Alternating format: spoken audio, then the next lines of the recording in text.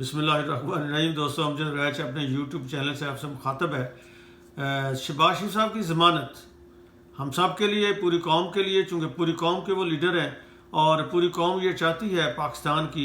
خاص طور پہ جو کارپوریٹ اشرافیہ ہے وہ تو بار بار یہی چاہتی ہے کہ ان کو بار بار اس ملک کی باغ ڈور دی جائے تاکہ یہ ہے کہ سب لوگوں کی تجوریاں بھریں۔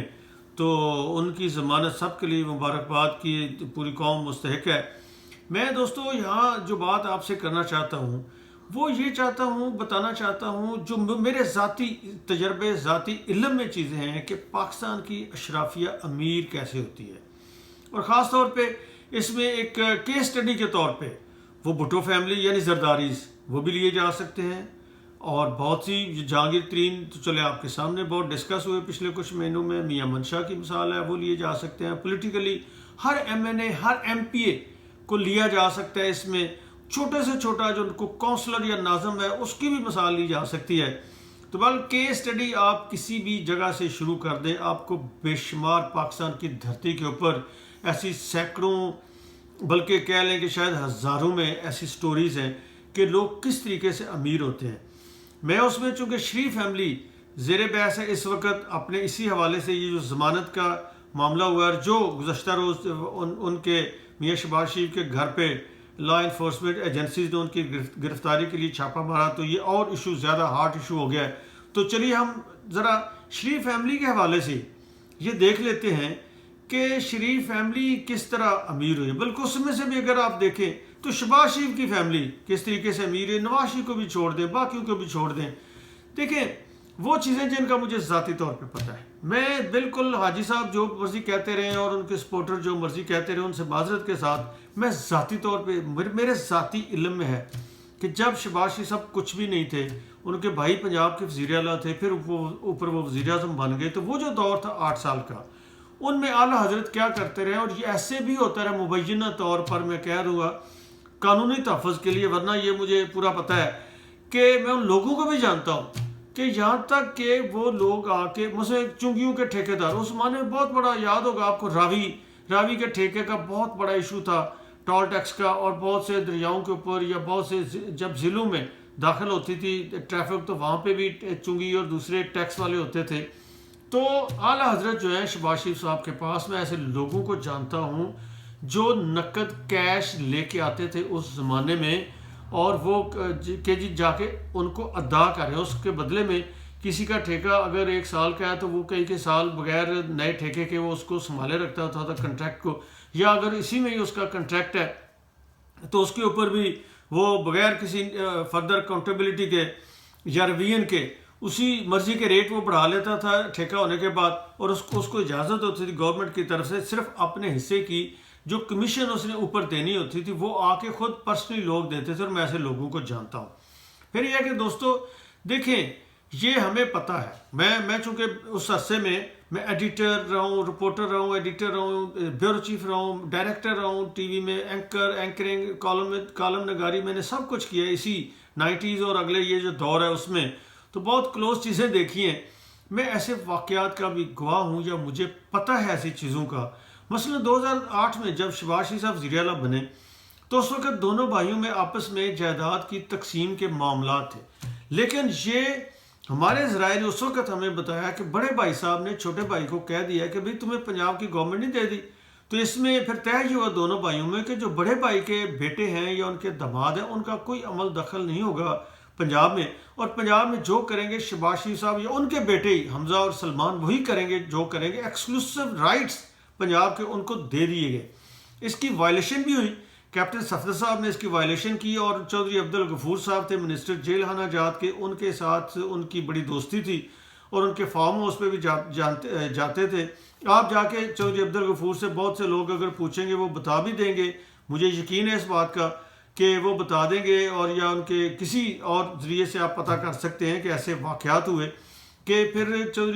یہ شکایت ہوئی میاں نواز شریف کو ان کے داماد کے بارے میں، کیپٹن صفدر کے بارے میں، کہ وہ پنجاب گورنمنٹ کے معاملات میں انہوں نے یہ مداخلت کی ہے، یہ اس طریقے سے انہوں نے وہ کچھ چیزوں کو انفلوئنس کیا ہے، تو ان کو منع کر دیا گیا، اور نواز شریف ان سے ناراض بھی ہو گئے، اور بڑا عرصہ فیملی سے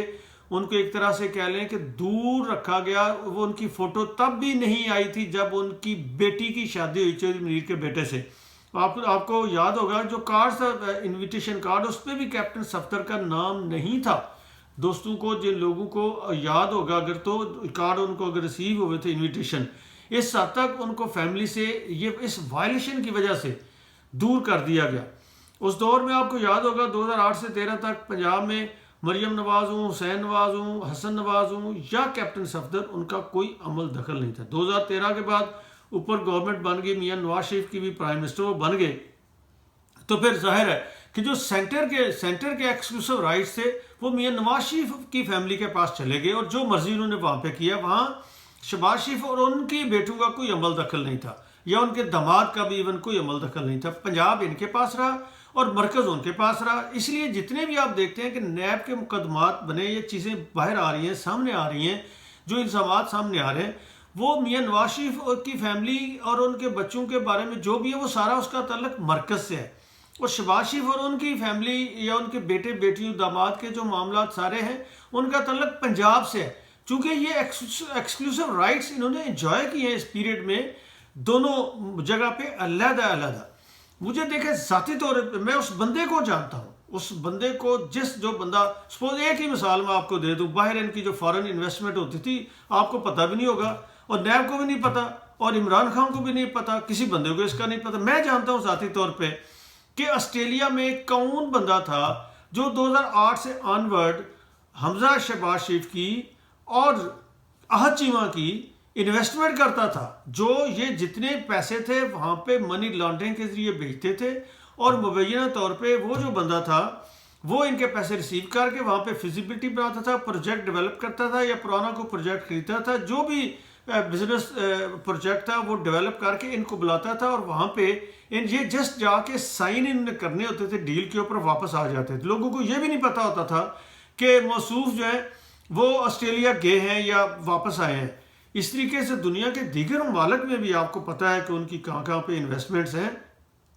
تو یہ ساری چیزیں میں وہ بتا رہا ہوں جس کا مجھے ذاتی طور پہ پتہ ہے. آپ نے شوگر مل کی چیزیں تو سنی, ٹی ٹی کی چیزیں سنی, آپ نے کمپنیز کا سنا, آپ نے زمینوں کی الاٹمنٹ کا سنا,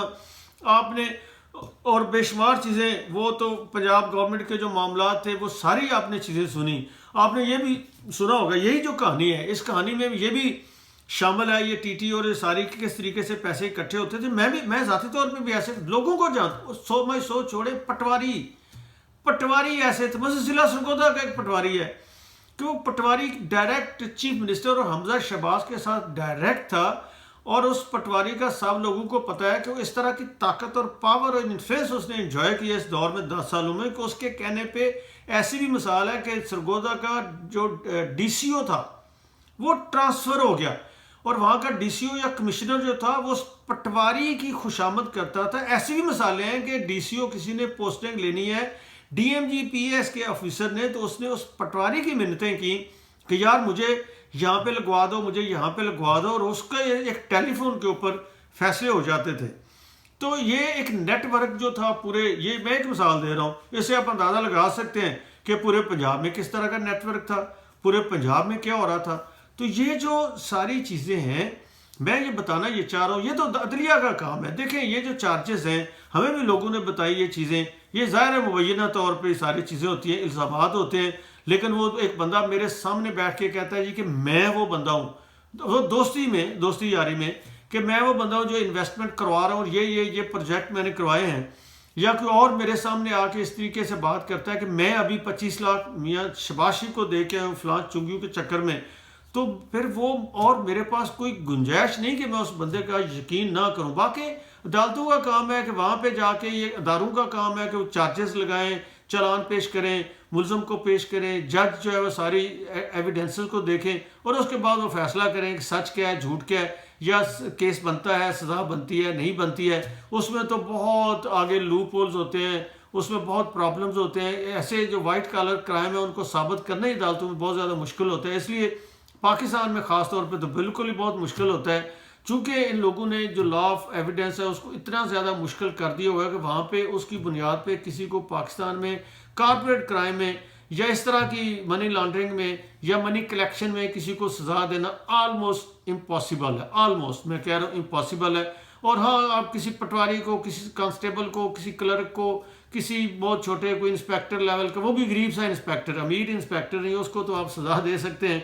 لیکن آپ کسی بڑے افسر کو یا بڑے سیاستدان کو یا کسی ایم این ایم پی اے کو، بڑے بزنس ٹائکون کو، بہت بڑے، اس کو آپ سزا نہیں دے سکتے۔ اور اس دور میں یہ صرف آج چیمہ نہیں ہے، اور بے شمار افسر ہیں جنہوں بہتی گنگا میں ہاتھ دھوئے ہیں۔ دیکھیں ایک ایسی فیملی جو، یہ تو چھوڑیں، ایسے خاندان میاں شہباز شریف صاحب کا جن کے اوپر یہاں تک یہ پنجاب میں سیکریٹریٹ میں لوگوں کو پتہ ہے کہ ان کے گھر کا 10 سال میں کھانا، صرف ان کے گھر کا نہیں، یہ ماڈل ٹاؤن کی بات نہیں کر رہا، ماڈل ٹاؤن میں بھی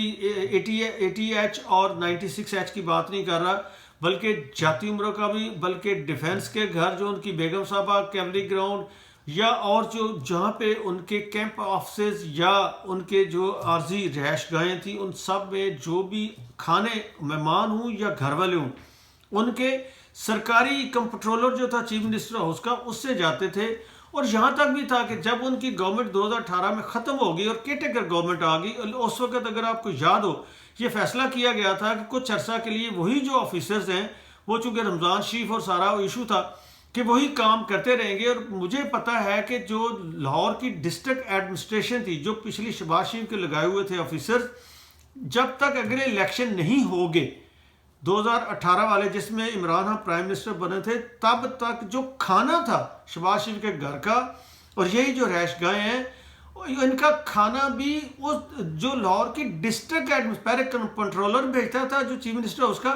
پھر ڈسٹرکٹ ایڈمنسٹریشن بھیجتی تھی۔ میں اس میجسٹریٹ کا مجھے پتا، مجھے کیا پتا، لاہور کے ہر افسر کو پتا ہے کہ جو کھانا بھیجتا تھا اور کس طریقے سے جاتا تھا، تو وہ کھانا بھی آخری دن تک بھی انہوں نے کیٹیگر سیٹ اپ میں بھی اپنے گھر سے، اپنی پاکٹ سے نہیں کھانا پسند فرمایا، وہ بھی سرکاری خزانے سے۔ یا کہاں سے وہ مینیج کرتے ہوں گے افسر، آپ اندازہ کر سکتے ہیں کہ پھر وہ کدھر سے مینیج ہوتا، کون سا وہ ہیڈ تھا سرکاری جہاں سے وہ مینیج ہوتا تھا، وہ پھر ایسے ہی ذرائع ہوتے ہیں جن سے مینیج ہوتا ہے۔ تو بہرحال یہ ہے کہ چھوٹی سی یہ جو میں نے آپ کو کہانیاں چھوٹی چھوٹی سنائی ہیں، یہ صرف یہ بتانے کے لیے صرف یہی نہیں ہے، بلکہ جو میاں شہباز شریف ہیں، ان کے جو آباء و اجداد ہیں، جو ان کے بڑے ہیں، ان کے بارے میں بھی تاریخ گواہ ہے کہ ان بڑوں کو سرکاری دفاتر میں سرکاری افسروں نے رشوت